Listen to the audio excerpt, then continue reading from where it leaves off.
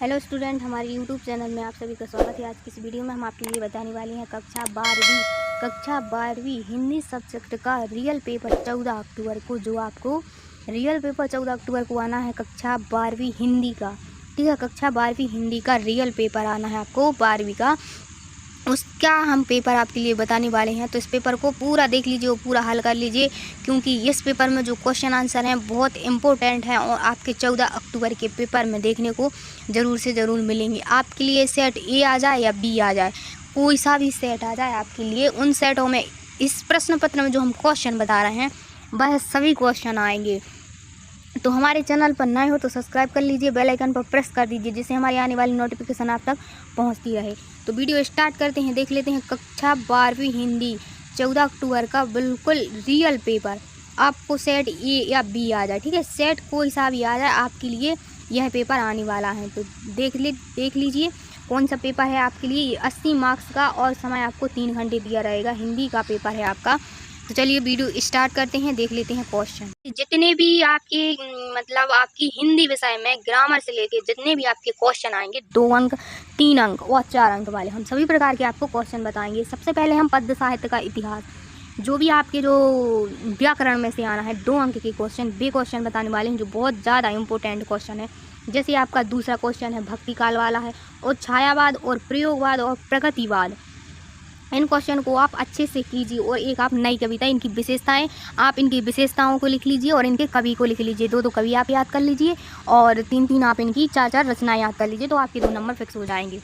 और जो 2 अंक में आपको पाठ के क्वेश्चन, यानी पाठ के आधार पर जो क्वेश्चन आनी है आपको, तो ये रहे आपके 2 अंक वाले क्वेश्चन। बहुत ज़्यादा इंपॉर्टेंट है, आप यहाँ वहाँ ना भटकिए, किसी पेपर के चक्करों में मत पड़िए। आप सीधे अपनी पढ़ाई बहुत अच्छे से कीजिए। कक्षा 12th है, आप अभी से अच्छी पढ़ाई करोगे तो अच्छे मार्क्स ले आओगे, अच्छे परसेंटेज बनाओगे। तो ये हैं जो इम्पोर्टेंट क्वेश्चन हम आपके लिए बता रहे हैं। ठीक है, आपका पूरा पेपर प्रश्न बैंक से आ रहा है। आपने पेपर को मिलाया होगा, आपका जो पेपर है पूरा प्रश्न बैंक से आ रहा है। तो आप अच्छे से मिलाइए और उत्तर पुस्तिका में इन क्वेश्चनों के आंसरों को ढूंढ लीजिए और अच्छे से इनको याद कर लीजिए। ये रहे आपके क्वेश्चन आंसर, 2 अंक 3 अंक वाले, तो आप इनको अच्छे से तैयार कर लीजिए। जो आपके ये क्वेश्चन है, ठीक है, ये क्वेश्चन है जो हम आपके लिए बता रहे हैं, जो बहुत IMP क्वेश्चन है। अब 3 अंक में आएगा आपके लिए क्या, ये कवि परिचय। ठीक है, तो आप इसमें से सूर्यकांत त्रिपाठी निराला और ये हरिवंश राय बच्चन, इनका कर लीजिए। और तुलसीदास का, ठीक है, तीन कवि को आप एक साइड लिखिए, इनकी रचनाएं लिखिए, और भावपक्ष, कलापक्ष और साहित्य में स्थान आप एक कवि का कर लीजिए। तो आप यह तीनों में ऐड कर सकते हो और अच्छे से लिख सकते हैं। तो ये कर लीजिए आप। और अगली है आपके लिए क्या आएंगी, अगली आपके लिए व्याख्या आएंगी। ठीक है, व्याख्या संदर्भ प्रसंग सहित आपके 4 अंक में आएंगी। तो ये रही आपकी व्याख्या, देख लीजिए आपकी व्याख्या किस पार्ट में से है, आप इनको मिला लीजिए और इनको याद कर लीजिए। आपकी यही व्याख्याओं को आपको आनी है। अब इसके बाद देख लेते हैं हम गद्य विधा। ठीक है, गद्य विधा में हम आपके लिए बता रहे हैं इंपॉर्टेंट क्वेश्चन। ठीक है, कहानी वाला और उपन्यास में अंतर, रेखाचित्र संस्मरण में अंतर, जीवनी आत्मकथा में अंतर, नाटक और एकांकी में अंतर। ये क्वेश्चन आपको इस गद्य विधा में से केवल 4 क्वेश्चनों को याद करना है। ठीक है, 4 क्वेश्चनों को पाठ के आधार पर आप ही कर लीजिए। आपके पाठ के आधार पर ही है, बहुत इंपॉर्टेंट क्वेश्चन है, आप तो पाठ के आधार पर आप खुद कीजिए। अब ये रहे आपके क्वेश्चन, आप इनको देख लीजिए। चलिए अगला क्वेश्चन देख लेते हैं। अगले क्वेश्चन में आपको ये आएंगे गद्यांश, तो इनको पढ़कर इनके क्वेश्चनों के आंसर आपको देने हैं। तो ये रहे गद्यांश, ये रहे अपठित काव्यांश को देख लीजिए। गद्यांश और काव्यांश तो आप कहीं से भी आ जाए, उसी में से क्वेश्चन आंसर ढूंढने पड़ते हैं, तो आप उसमें से कर लीजिए। अब इसमें रहेंगे आपके रस की परिभाषा, इसकी अंग कर लीजिए, और संचारी भाव और विभाव, इनमें अंतर आप कर लीजिए। और वीर रस की परिभाषा आप जरूर कीजिए, क्योंकि वीर रस बहुत पूछा जाता है। ठीक है, आप इसमें देख लीजिए, आप इसमें क्या आएंगे ये देख लीजिए। एक खंड काव्य, महाकाव्य, बहुत वेरी इंपॉर्टेंट क्वेश्चन आपका ये रहेगा। ठीक है, अगला देख लीजिए आप।